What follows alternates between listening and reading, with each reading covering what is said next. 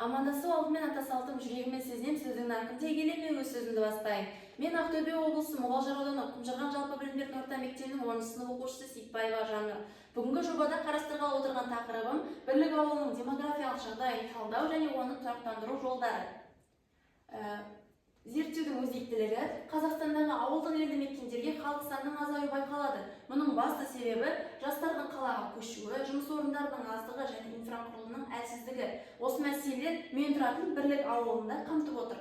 Ауылдан халықтың кетуі, мектептердің жабылуына, еңбек ресурстарының азаюына, әрі жалпы Қазақстан Республикасындағы шаруашылықтың азаюына, тіпті ауылдардың қаңырап қалуына дейін әкеліп соғуы мүмкін.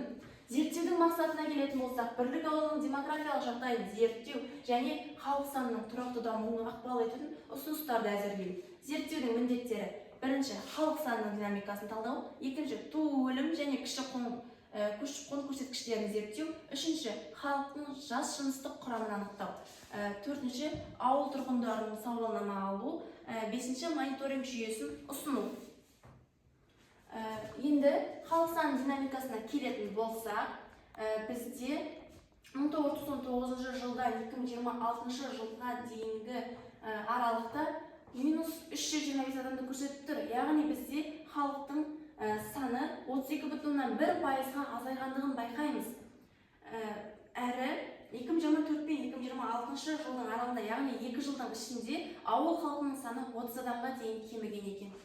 Бұл бізде яғни ауылдың халқының санының азаюының қайтадан белең алғанын көрсетіп отыр. Енді жас жыныстық құрамына келетін болсақ, 16 және 30 жас аралығындағы ер адамдардың саны 2,2 есе көп. Мектеп жасындағы және ересектер арасында әйелдер басымырақ болып тұр. Гендерлік дисбаланс болашақта отбасылар санының азаюына әсер ететін болады. Табиғи өсім және көші-қонға келіп тоқталатын болсақ, туу көрсеткіші жақсы, өлім аз, табиғи өсім жоғары. Яғни бізде ауылда табиғи өсім жоғары болғанымен көші-қон жағынан мәселе болып отыр. Яғни соңғы 4 жылдың ішінде көшіп келген адамдар саны 9, кеткен адамдар 29. Яғни бізде миграция сальдосы -20 адамды көрсетіп отыр. Ауылдың азаюының басты себебі механикалық кему. Ауыл тұрғындарынан сауалнама алынған болатын. Сол кезде соңғы 5 жылда ауылдан көшуді ойладыңыз ба деген сұраққа 41,4%-дан иә деп жауап берген болатын. Жастарға ауылда қалуға жеткілікті мүмкіншілік жоқ дегенге 65,5%-дан келіскен еді. Және жаңа жұмыс орындарын ашу қажет деп 84,5%-дан осы мәселені алға тартқан болатын. Тұрғындардың бірінші ұсынысы жаңа жұмыс орындарын ашу, Жем өзені арқылы өтетін көпірді, дәріхана және де спорт кешендерін салу еді.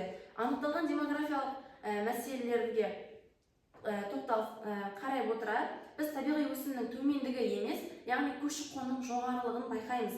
Зерттеу барысында ауыл демографиясына әсер ететін негізгі факторларды анықталды. Бұл жастардың қалаға көшуі, жұмыс орындарының аздығы, инфрақұрылымның жеткіліксіздігі. Енді ұсыныстарға келетін болсақ, ең бірінші экономикалық шаралар, яғни ауыл шаруашылығын дамыту, шағын бизнеске қолдау, жастардың кәсіпкершілігі, әлеуметтік шараларға, бізге жас отбасыларға тұрғын үй беру, ауылға қайта орал бағдарламасы, яғни ауылдан көшіп кеткен түлектерді қайта осы ауылға шақыру, жас отбасыларға қолдау жобаларын қолға алу, инфрақұрылым, Жем өзені арқылы өтетін көпірді салу, интернет сапасын жақсарту, дәріхана және спорт кешендерін жасау. Ендігі мен сіздерге өзімнің жобамның практикалық қорытындысын көрсете кететін болсам, бізде бұл Бірлік ауылының демографиялық жағдайын барлығын көрсетіп отыратын веб-сайт. Бұны мен Бірлік демография деп атау беріп, осылай жасаған едім. Біз сайтқа кірген бойда ең бірінші ауылдың демографиялық мониторингін көре аламыз. Жобаның өзектілігі де осы жерде нақты жазылған екен. Демографиялық талдауға келетін болсақ, бұл бізде Google кесте арқылы жасалған яғни мен оны кез келген уақытта ауылдың деректері ауысқан кезде, жасап отырған кезде сайтта автоматты түрде өзгерістер байқалып отырады. Бұл жерде бізде халық динамикасы және де бірлік ауылының жас-жыныстық құрамы, табиғи өсім, көші-қон және тағы да басқа қосымша ақпараттарды біле аласыздар. Әрі бізде бұл сайтта тағы бір ерекшелік, бірлік ауылы туралы деректі фильмді көре аламыз.